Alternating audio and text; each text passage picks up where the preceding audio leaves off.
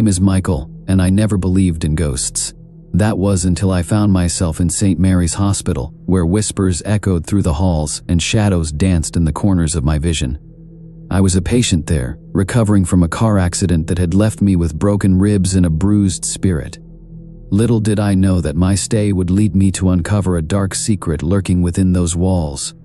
It was a typical autumn evening when I was admitted. The leaves outside were painted in shades of orange and red, and the hospital was unusually quiet. The nurse assigned to me, a woman with tired eyes, wheeled me into my room. It smelled of antiseptic and something I couldn't quite place, a hint of something old, something forgotten. "Welcome to St. Mary's," she said, offering a weak smile. "You'll be staying with us for a while. Just press the button if you need anything." I nodded, trying to shake off the unease settling in my stomach. After she left, I explored the small room. It was sterile and uninviting, but it had a window with a view of the courtyard. I settled into bed, hoping to get some rest. However, sleep eluded me. Instead, I heard whispers, soft, hushed voices drifting through the walls. At first, I thought it was my imagination playing tricks on me, but as the night deepened, the whispers grew louder, more urgent. They seemed to call out to me, beckoning me to listen. I strained my ears, trying to make sense of the muffled words, but they faded into the background like an old song. The following days were a blur of doctors and nurses checking on me. I tried to ignore the whispers, but they persisted. At night, when the hospital was cloaked in darkness, I could hear the faint cries of, "Help us! Help you us!" It was chilling. I was too scared to get out of bed, convinced that if I did, I would find something terrible waiting for me in the shadows. One afternoon, as I lay staring at the ceiling, a young man entered my room. He introduced himself as Alex, a fellow patient recovering from surgery. He seemed friendly enough, and I welcomed the distraction. "Have you heard the whispers?" I asked him, trying to gauge if I was losing my mind. He looked at me, his brow furrowing. "You hear them too? I thought it was just me. They've been haunting me since I got here." I thought I was going crazy. I felt a surge of relief. "I'm glad I'm not alone in this. Some say the hospital is haunted," he said, lowering his voice.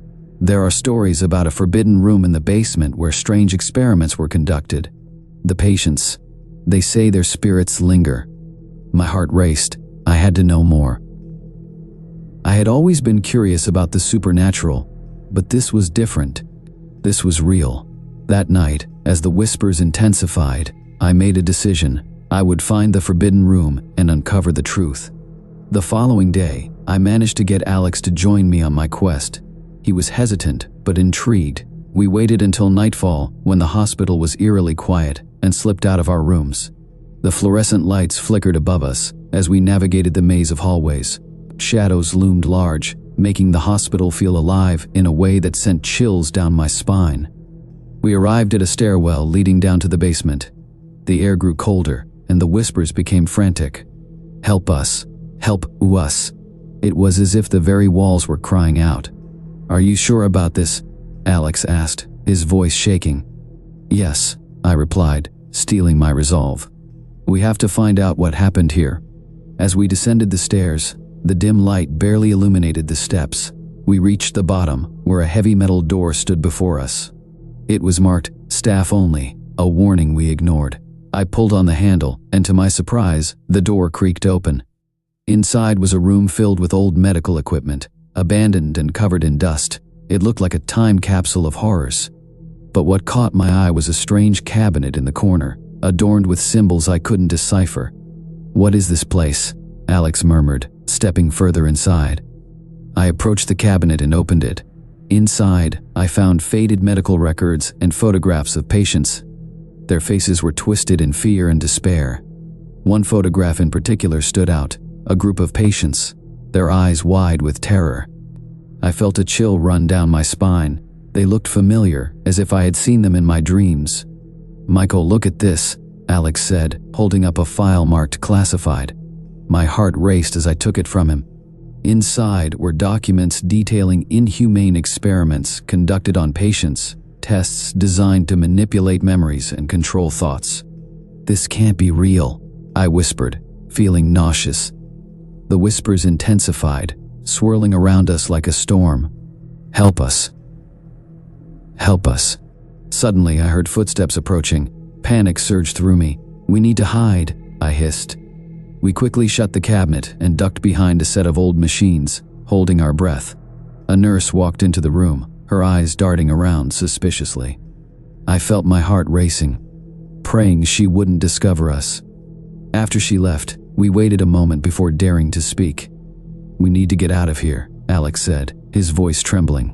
"Not yet," I replied, feeling an unshakable need to understand what was happening. "I need to find out more about these experiments." We spent the next few nights sneaking back to the forbidden room, searching for more records and clues.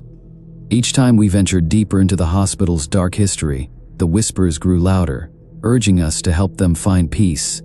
On the fourth night, I decided to confront Dr. Collins, the head doctor who had been overseeing my treatment. I needed answers. "What really happened in this hospital?" I demanded during my appointment. He looked taken aback, a flash of fear crossing his face. "What do you mean?" "I know about the experiments, about the patients who suffered. Why were they hidden away?" His expression hardened. "You should not have gone down there. The past is best left buried." "Why? What happened to those patients?" I pressed. Dr. Collins sighed, rubbing his temples. "They wanted to find ways to treat mental illness, but things went too far. Many patients suffered, and some, they never left." My heart sank. "So the whispers, they're real?" "They're echoes of the past," he admitted. "Spirits trapped by what happened here." I felt a wave of determination. "I need to help them. They're crying out for help." "It's dangerous to get involved," he warned. "You don't know what you're dealing with." But I couldn't ignore their cries. That night, I resolved to return to the forbidden room, intent on finding a way to help the spirits trapped within those walls. When I arrived, the room felt colder than before, and the air was thick with tension. I approached the cabinet, the whispers surrounding me, urging me to listen. I opened the cabinet once more, pulling out the records. Suddenly, a voice rang out clear as day. "Help us." I spun around, my heart pounding. Shadows flickered, and I could see the outlines of figures forming, their faces twisted in anguish. They reached out, hands trembling. "Free us," they whispered. "Help us remember." Tears filled my eyes as I realized they were trapped in their own memories, longing for someone to remember their stories.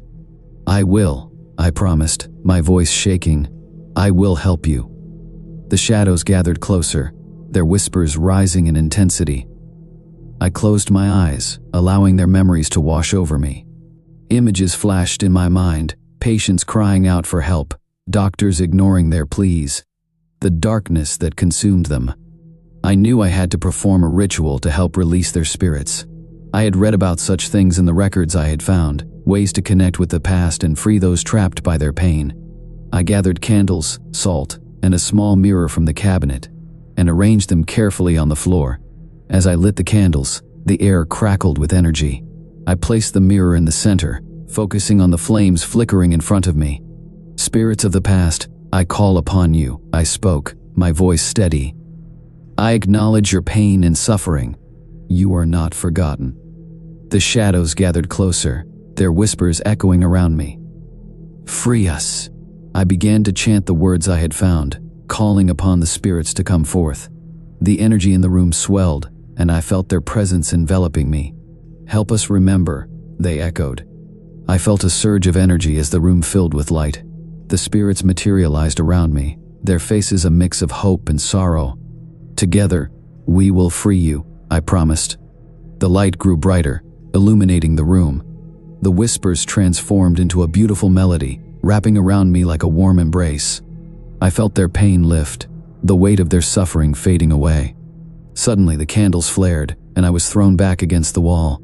I gasped, feeling a surge of energy pulse through the room. The spirits cried out, their voices rising in a chorus of liberation. "Thank you," they whispered, their faces glowing with gratitude. As the light dimmed, I felt a sense of peace wash over me. The spirits had been freed, their suffering acknowledged and honored. I awoke the next morning in my hospital bed, the sunlight streaming through the window. The whispers were gone, replaced by a serene silence. I felt lighter, as if a burden had been lifted from my shoulders. The doctor entered, a look of concern on his face. "Are you all right, Michael? You seemed restless last night." I smiled, the warmth of the spirit still lingering in my heart. "I'm okay, I think. I think I helped TM." Dr. Collins looked at me with surprise. "Helped who?"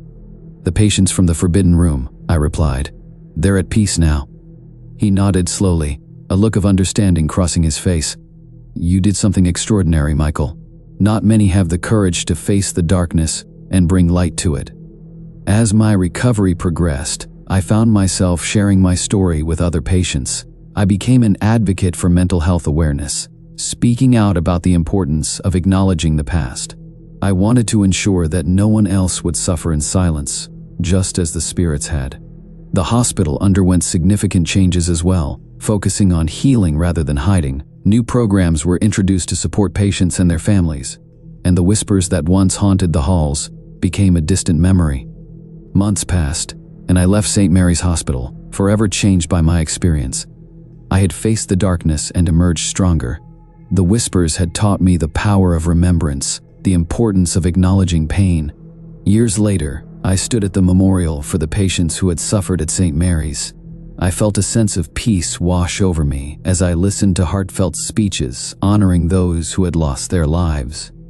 As the ceremony concluded, I felt a gentle breeze brush against me, as if the spirits were there, whispering their thanks.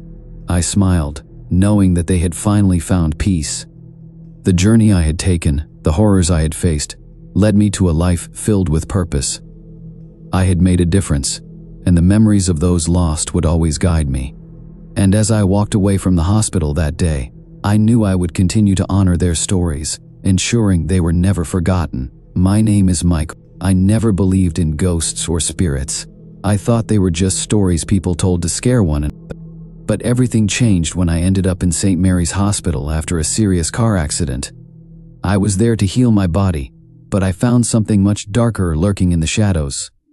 It was a rainy night when the accident happened. I was driving home after a long shift at work, feeling tired and distracted. The roads were slick, and I lost control of my car.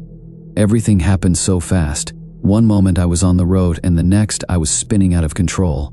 I remember the crash, and then waking up in the hospital, confused and in pain. When I opened my eyes, I found myself in a small white room. The walls were bare, and the only sound was the beeping of a machine next to me. A nurse was checking my vitals. Her face looked worried. "Welcome back, Michael," she said softly. "You've been in an accident. You're safe now." But I didn't feel safe. The room felt cold, and there was an eerie silence that made my skin crawl. As the nurse continued to check on me, I noticed a strange feeling in the air. Something was off, but I couldn't put my finger on it. That first night was long. I lay in bed, staring at the ceiling, trying to distract myself from the pain. As the hospital grew quiet, I heard a faint whispering. At first, I thought it was just the sound of the wind, or maybe a trick of my imagination. But the whispers grew louder, more urgent. "Help us, help you us," I heard the voices say. I felt a chill run down my spine. Who were they? What did they want? I tried to ignore them, pulling the blankets over my head. But the whispers wouldn't stop. They echoed in my mind, making it hard to think. The next morning, the doctor came to check on me. Dr. Collins was kind but serious. He explained my injuries and told me I would be in the hospital for a while. I wanted to ask him about the whispers, but the words got stuck in my throat. What if he thought I was crazy? As the days passed, I settled into a routine. I had physical therapy, and nurses came to check on me frequently. But every night, when the lights dimmed and the hospital quieted, the whispers returned. "Help us. Remember us." I began to dread the nights. I couldn't sleep, and the whispers haunted me. I noticed that other patients seemed uneasy too. They looked frightened and restless, as if they could feel the same presence that I could. One night, I met another patient named Sarah. She was in the room next to mine. I could hear her crying softly. I knocked on the wall to get her attention. "Are you okay?" I asked. She paused for a moment before answering. "No, I keep hearing voices. They won't stop." I felt a wave of relief wash over me. "Me too. They keep saying, 'Help us.'" Sarah looked at me with wide eyes. "What do you think they want?" "I don't know," I admitted. "But I think we need to find out." After talking to Sarah, I felt less alone. We decided to investigate the whispers together. We asked the nurses about strange noises, but they brushed us off. "It's just the old building," one nurse said. "Nothing to worry about." But Sarah and I didn't believe her. We wanted to know more about the hospital's past. We spent hours talking about what we might find. One night, Sarah mentioned a rumor she had heard about a forbidden room in the basement. "Some say it's where they kept patients who were too sick or crazy," she whispered, glancing around as if someone might hear us. "No one talks about it, but I think it holds the key to the whispers." My heart raced. "Do you think we should look for it?" "Definitely," Sarah said, her eyes shining with excitement. "We need to find out the truth." That night, after the nurses made their rounds, we slipped out of our rooms. The hospital was quiet. The only sound was the soft hum of machines. We tiptoed down the hallway, trying to avoid the glare of the security lights. We found a stairwell leading down to the basement. The air was cooler as we descended, and the whispers grew louder, echoing off the walls. "Help us. Help us." When we reached the bottom of the stairs, we found ourselves in a long, dimly lit hallway. The walls were covered in old, peeling paint. I felt a sense of dread settle over me, but we pressed on, the whispers guiding us forward. At the end of the hallway, we found a heavy door marked "Staff Only." It was locked, but Sarah spotted a small window next to it. She stood on her tiptoes and peered inside. "What do you see?" I whispered. "It's dark," she said, her voice trembling. "But I think I can see some old medical equipment." I pulled on the door, but it wouldn't budge. "We need to find another way in." Just then, I heard a loud clang behind us. We spun around, our hearts racing. A figure emerged from the shadows, a nurse with a stern expression. "What are you two doing down here?" she demanded. We froze, terrified. "We were just exploring," I stammered. "You shouldn't be here," she said, her voice low and dangerous. "Get back to your rooms before I call security." We didn't need to be told twice. We scrambled back up the stairs, our hearts pounding in our chests. The whispers had grown silent, but the fear remained. After that night, the whispers changed. They no longer called out for help. Instead, they began to tell stories of pain, suffering, and neglect. I could hear fragments of conversations, cries for help, and the sound of despair. I knew that something terrible had happened in this hospital, something that left its mark on the walls. One night, unable to sleep, I lay in bed and focused on the whispers. "Who are you?" I called out softly. "What do you want from us?" To my surprise, the whispers answered, "Remember us. Remember our pain." Tears filled my eyes. I realized that these were the spirits of patients who had suffered and died in this hospital, their stories forgotten. I knew I had to help them find peace. The next day, I talked to Sarah about what I had experienced. "We have to honor their memories," I said. "We need to tell their stories." Sarah nodded, her expression serious. "But how? We're just patients." "We can write their stories down," I suggested. "We can share them with other patients, with the hospital staff. Maybe it will help people understand what really happened here." We started writing the stories we heard in our dreams, the whispers that haunted us at night. We gathered paper and pens from the supply closet and worked late into the night, documenting the pain of those who had suffered. The more we wrote, the more we felt the presence of the spirits around us. They seemed to guide us, helping us remember their names, their stories, and their suffering. As we shared the stories with other patients, we saw the impact it had on them. They began to speak up about their own experiences, about the fear and pain they felt during their time in the hospital. The whispers grew stronger, filling the halls with their collective voices. One night, while writing, I suddenly felt a cold breeze wash over me. I looked up to see a shadowy figure standing at the foot of my bed. My heart raced, but instead of feeling fear, I felt a sense of calm. "Thank you," the figure whispered, its voice echoing in my mind. "Thank you for remembering us." I knew then that we were on the right path. The whispers were finally being heard, and the spirits were finding solace in our efforts. But not everyone was happy with what we were doing. Dr. Collins visited my room one afternoon, looking concerned. "I've heard some troubling things, Michael," he said, his voice serious. "You and Sarah need to stop spreading those stories. You don't understand what you're dealing with." "But we have to remember them," I protested. "They deserve to be heard." Dr. Collins shook his head. "You're opening old wounds. Some things are better left in the past. But they won't let us rest. The whispers won't stop until their stories are told." He sighed, looking conflicted. "I understand, but be careful. There are consequences for digging into the past." I felt a knot of fear in my stomach, but knew I had to keep going. I had seen the change in the hospital as more patients began to share their stories. It was healing, not just for us, but for everyone involved. One final night, we decided to hold a gathering in the basement, inviting other patients to share their stories. The whispers filled the air as we lit candles and arranged chairs in a circle.